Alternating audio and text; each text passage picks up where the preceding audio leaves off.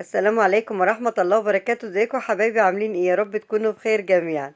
النهارده بعمل معاكم كيك كده، يا رب يعجبكم. اول حاجة طبعا انا حاطة نص كوباية زبدة وزودتها زيت زي ما انتم شايفين كده، يعني كوباية من الزبدة على الزيت. طبعا ممكن تعمليها زيت بس، سمنة بس، المتاح عندك يعني تصرفي بيه واشتغلي. كوباية لبن، كوباية سكر، 3 كوبايات دقيق، 3 بيضات، كيس بيكنج باودر، 2 فانيليا. مقاديرنا حلوة كده وسريعة وكلها متواجدة ان شاء الله في البيت. هاخد ال3 بيضات بتوعنا كده واكسرهم في الخلاط. الخلاط بيسهل لنا الدنيا قوي، ونحط الحاجات بتاعتنا سايلة كلها، المقادير بتاعتنا كده كلها في الخلاط ونضربها، الدنيا بتبقى سهلة قوي. هحط كيسين الفانيليا مع ال3 بيضات،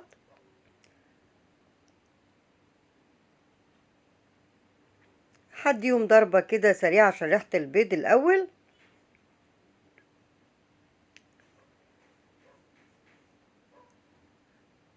بس كده يا حبايبي، بعد ما ضربت البيض والفانيليا مع بعض هاخد كوباية الزيت على الزبدة واحطهم في الخلاط واديهم برضو ضربة كده.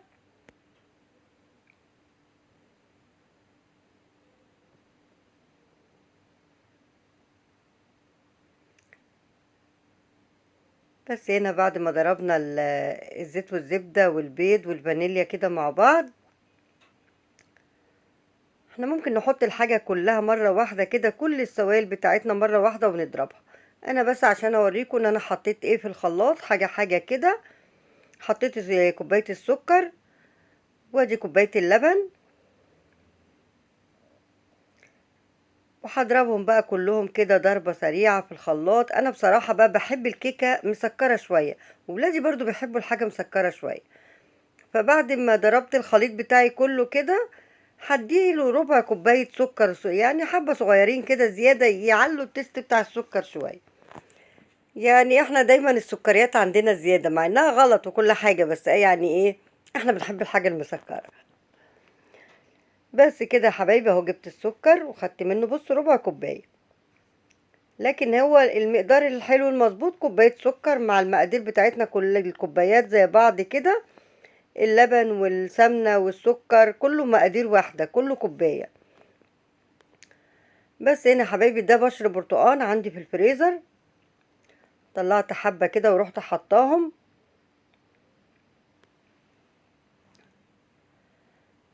بس خلاص الخليط بتاعنا كده جاهز.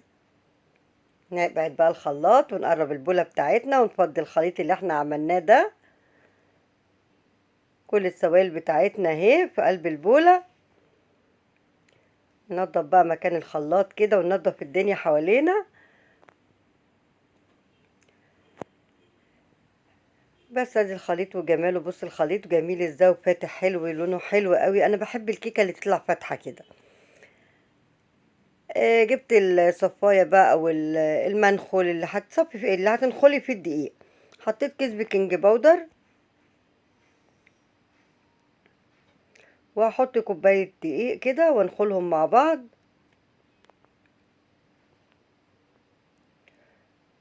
هنخل كوبايه تانية والتالتة بسيبها لما بقلب. هي المقادير الحمد لله كلها مظبوطه، بس انا ما بحطش الكوبايه التالتة دي مره واحده كده، بحطها تدريجي في الاخر كده. لو الخليط بتاعي محتاج الكوبايه كلها، ممكن الخليط يبقى مظبوط ويفيد حبه دقيق، هشوف. ادينا مع بعضينا. بس الحمد لله، يعني عايزه اقول لكم ان هو فعلا خد ال3 كوبايات. قلبت الخليط كله كده زي ما انتم شايفين، وبشوف بقى ايه محتاجه قد ايه من الكوبايه التالتة بتاعتنا. هلاقيها بصوا هي بالظبط. فالحمد لله كان المقادير مظبوطه. بصوا ايدي، ما تبصوش عشان ساعات بحول كده، ساعات بحول كده ودي بيقع مني. بس هنا يا حبايبي قلبته بقى الخليط بتاعي كله كده في اتجاه واحد، بلم الحروف كده وانا بقلب. طبعا الكيكه بتقلبيها في اتجاه واحد عشان ما تخرجيش الهواء منها، لغايه ما احس خلاص ان الدقيق كله كده داب مع الخليط بتاعنا وبقى قوامه حلو كده زي ما انتم شايفين. بلم البوله بتاعتي كده وبقلب في اتجاه واحد لغايه ما اتاكد ان خلاص كل القوام كده بقى زي بعضه حلو. جبت الصينية بتاعتنا بقى او القالب اللي احنا هنحط فيه، جبت معاه قطعة زبدة، واحط مع قطعة الزبدة كده نقطتين صغيرين قوي من الزيت. ممكن تدهني بزيت بس بزبدة بس انا يعني حبيتها ايه، اكد قوي عشان ما تلزقش مننا يعني. فحطيت شوية زيت مع حتة زبدة ودعكتهم كده في الصينية كلها، ودعكت الحروف بتاعت الصينية، ولو في زيادة اهي شلتها. بس هنا حبايبي بعد ما دعكتها كده او فرشتها بالزبدة، هجيب بقى شوية دقيق كده واعفر بيهم الصينية بتاعتنا. بلف كده داير ما يدور الصينية كلها والحروف والاركان وكله. المهم ان كل الصينية معانا تبقى معفرة كده بالدقيق او مبطنة بالدقيق. هحط بقى الخليط بتاعي كده زي ما انتوا شايفين.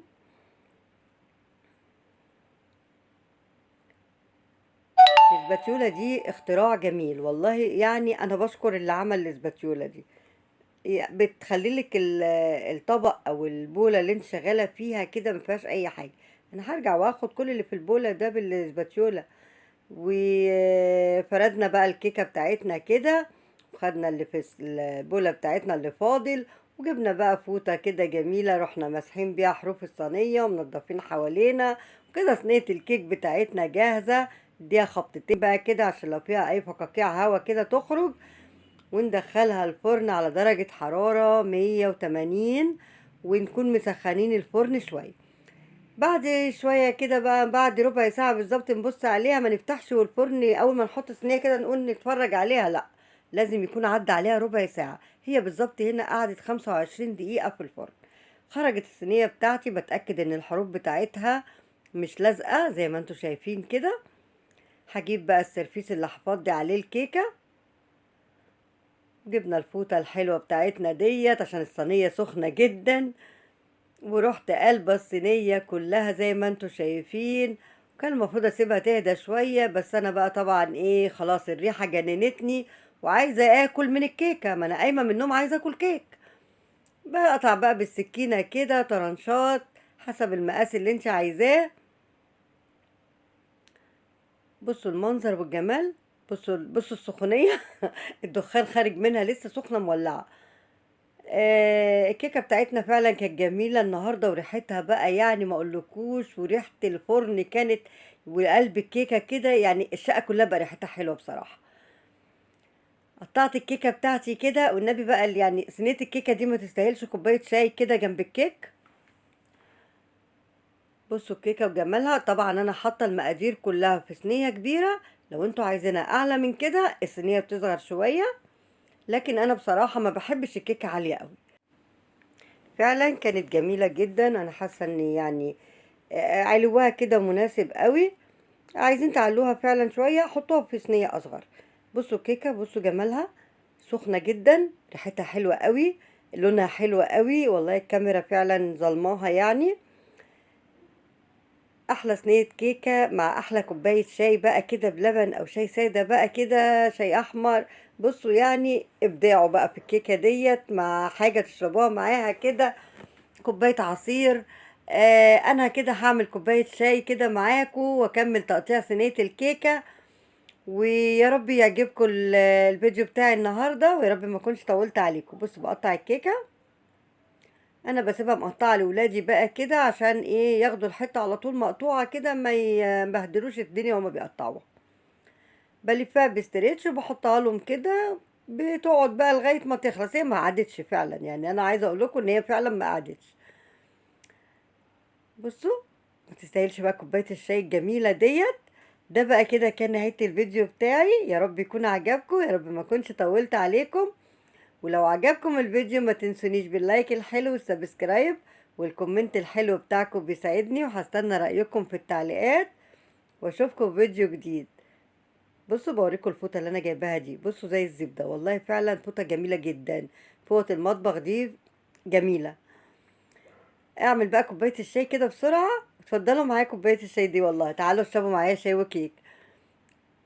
يلا باي باي بقى، واسيبكم في رعاية الله، واشوفكم في فيديو جديد. باي باي.